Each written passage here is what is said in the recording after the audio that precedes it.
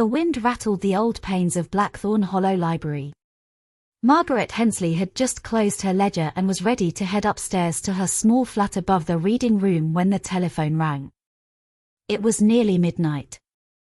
Her hand hesitated over the receiver. Calls at this hour were almost always bad news. Slowly, she lifted it to her ear.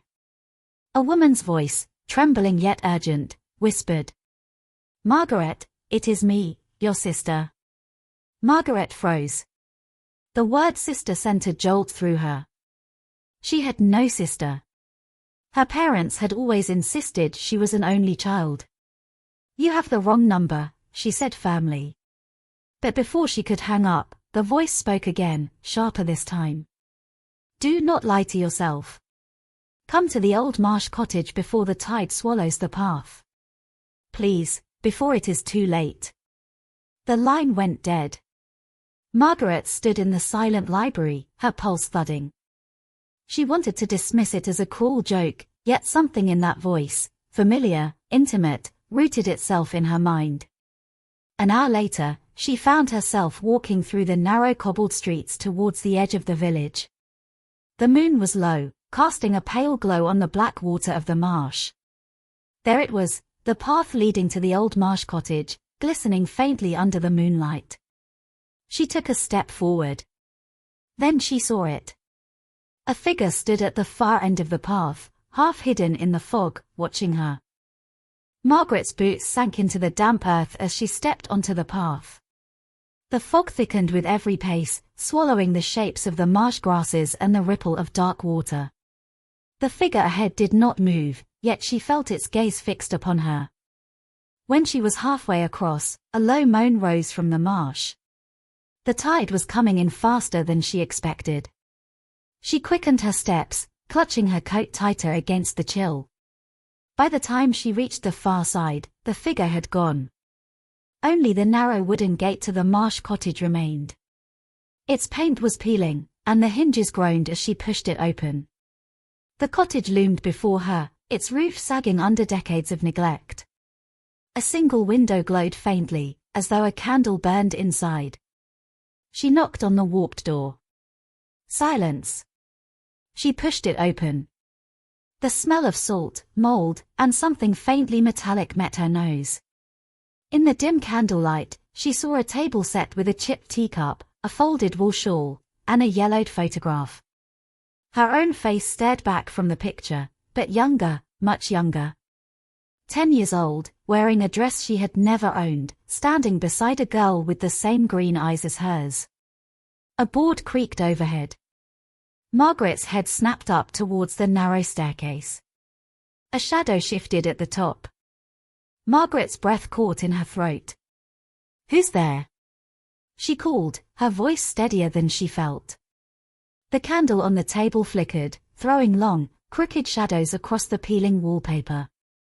A faint sound of bare feet moving on the boards above made her skin prickle. Slowly, she climbed the narrow staircase. Each step groaned as though warning her to turn back. When she reached the landing, the air felt colder, sharper. A girl stood at the far end of the corridor. She wore a faded blue dress and her hair fell in dark waves around her pale face. Her green eyes locked onto Margaret's, wide and unblinking. "You came," the girl whispered, almost with relief. Margaret's throat tightened. "Who are you?" Instead of answering, the girl tilted her head, as if listening to something only she could hear. Then she stepped into the nearest room. Margaret followed, but when she crossed the threshold, the room was empty. Only a broken rocking chair swayed gently in the corner, its rhythmic creak echoing in the silence.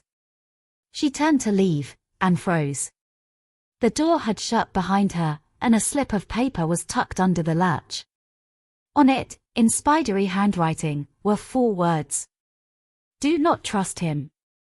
Margaret shoved the note into her coat pocket, her pulse pounding.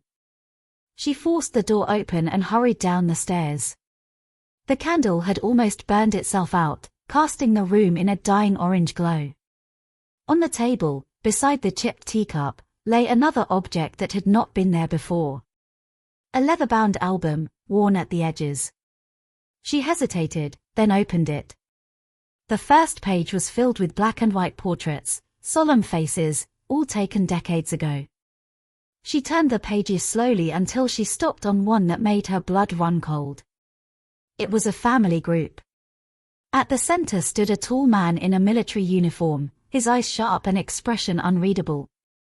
Beside him, a woman with soft features held a little girl, the same girl Margaret had seen upstairs. And standing just in front of them, her hand resting lightly on the man's knee, was a child who looked exactly like Margaret at the age of 10. A sudden chill swept through the room. The door to the cottage slammed shut, though there had been no wind. Margaret spun round and froze. A man now stood in the shadows near the hearth. His posture was rigid, his uniform grey with age. He stepped forward, his boots sounding heavy on the wooden floor, and his eyes, cold, piercing, locked on hers.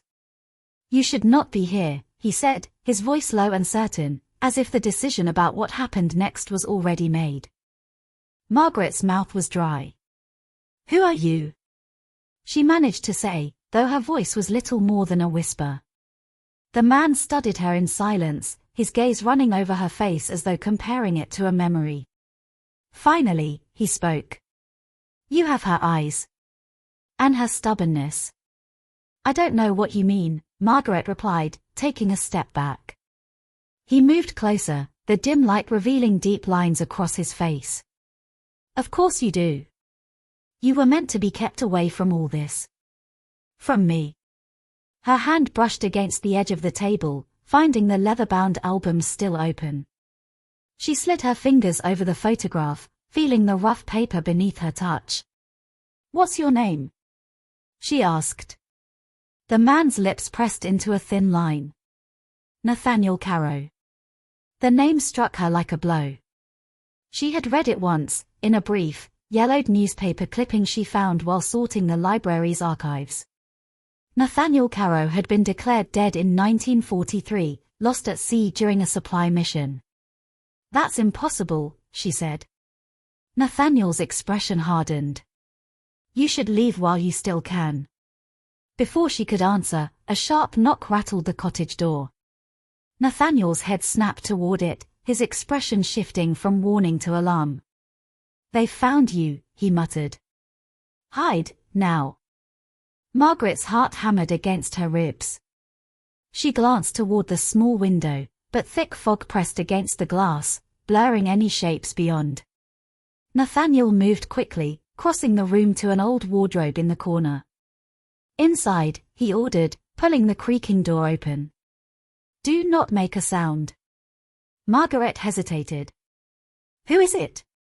His eyes flicked to the door as the knocking turned into a heavy pounding.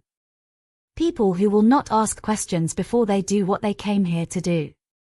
She stepped into the wardrobe, the scent of old wood and moth-eaten fabric wrapping around her. Through a narrow crack in the door, she saw Nathaniel straighten his back, his hand brushing something in his coat pocket, a small, metallic glint. The front door burst open. Two men stepped inside, their silhouettes broad and shadowed against the swirling fog outside. They wore long coats and flat caps pulled low, their boots leaving wet marks on the wooden floor. One of them spoke in a low voice. "We know she's here, Carow." Nathaniel said nothing. The other man took a step forward, his tone colder. "Give her to us, and we will not dig up the rest." Margaret's pulse roared in her ears. From where she hid, she could just see Nathaniel's jaw tighten. Then, without warning, the first man's gaze flicked toward the wardrobe. The wardrobe door flew open. Rough hands grabbed Margaret's arm, yanking her into the open. She stumbled, her shoulder striking the table. The photograph fluttered to the floor. "Let her go," Nathaniel growled, stepping forward. One of the men tightened his grip on her.